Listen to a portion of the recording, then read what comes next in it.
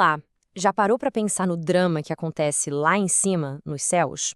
Porque algumas tempestades aparecem, fazem um barulho e somem em meia hora, enquanto outras se transformam em verdadeiros monstros que viajam por horas a fio. A resposta, olha, não é sorte. É pura física, um equilíbrio de forças muito delicado. E é exatamente essa física que a gente vai desvendar agora. Pois é, essa é a grande pergunta, não é? Parece até um mistério. E a verdade é que algumas tempestades já nascem com, digamos, um mecanismo de autodestruição embutido. Já outras, elas encontram no ambiente a condição perfeita para sobreviver e prosperar. Bora entender juntos como é que isso funciona? Ok, para a gente entender o que faz uma tempestade dar certo, primeiro a gente precisa dar uma olhada numa que dá errado, uma que está fadada a morrer rapidinho. Vamos analisar a chamada tempestade de célula única. É super comum e, como o nome sugere, de vida curta. A falha dela vai ser a chave para a gente entender o sucesso das outras. Basicamente, essa tempestade é a sua maior inimiga. Pensa assim, a chuva que ela mesma produz, que é o auge da vida dela, cai bem em cima do seu próprio motor, aquela corrente de ar quente que a alimenta. Esse ar frio da chuva, que a gente chama de corrente descendente, literalmente sufoca o ar quente que está subindo. Ou seja, ela corta o próprio combustível. E aqui está o ponto crucial: a tempestade desliga o seu próprio interruptor de energia. É um ciclo de vida super rápido e, bom, fatal.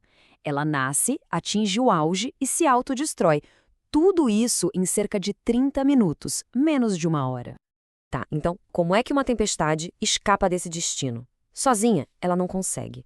Ela precisa de ajuda, de um ingrediente secreto que vem do ambiente ao redor. É esse ingrediente que transforma um evento passageiro num sistema organizado e que dura muito tempo. Vamos descobrir o que é? E o tal ingrediente secreto tem nome: cisalhamento vertical do vento.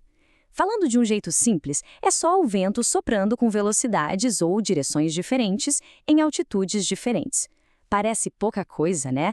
Mas essa diferença, nossa, ela muda completamente o jogo para a longevidade de uma tempestade. Então, vamos recapitular rapidinho.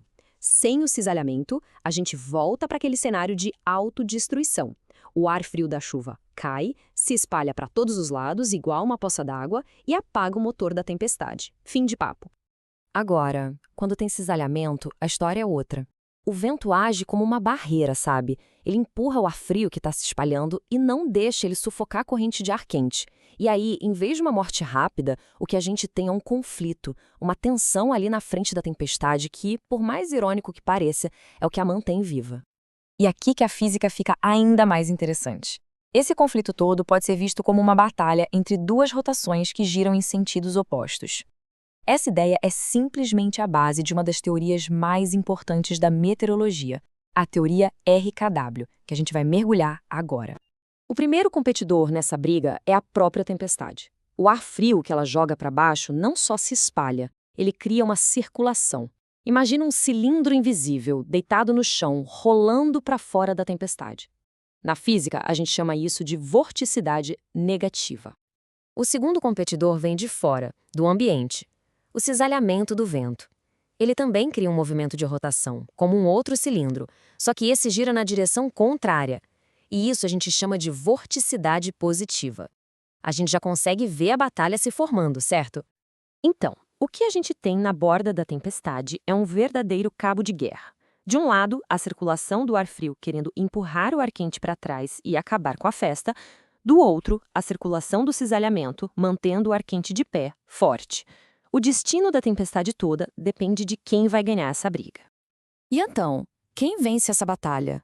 A grande sacada da teoria RKW é que, nas tempestades mais duradouras, ninguém vence. O segredo não é a vitória de um lado, mas sim um equilíbrio perfeito entre os dois.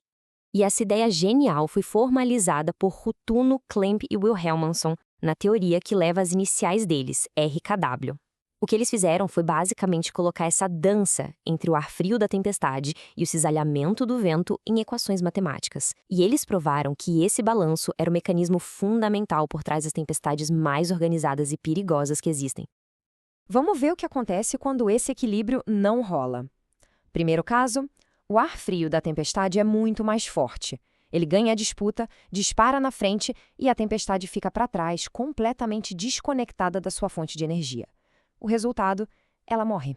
Agora, o contrário. E se o cisalhamento for forte demais? Ele simplesmente derruba a corrente de ar quente. É como tentar ficar de pé no meio de um vendaval. A corrente ascendente não consegue crescer para cima, não atinge o seu potencial e a tempestade se dissipa. E aí a gente chega no estado ótimo. Quando a força do ar frio é perfeitamente equilibrada pela força do cisalhamento, uma coisa incrível acontece. As duas rotações opostas se anulam bem ali na borda da tempestade. Isso cria as condições ideais para a corrente de ar quente subir reta, forte e sem interrupções. É a receita perfeita para a longevidade. Tá, mas por que esse equilíbrio é tão importante assim? Porque ele é muito mais do que só um detalhe da física. Ele é um motor por trás dos sistemas de tempestades mais organizados do planeta, como aquelas linhas de estabilidade que atravessam países inteiros. A questão é, como um equilíbrio tão simples consegue criar um sistema tão complexo? E a revelação está aqui. O estado ótimo não cria uma única tempestade mortal. Na verdade, ele cria uma espécie de berçário perfeito na frente da tempestade.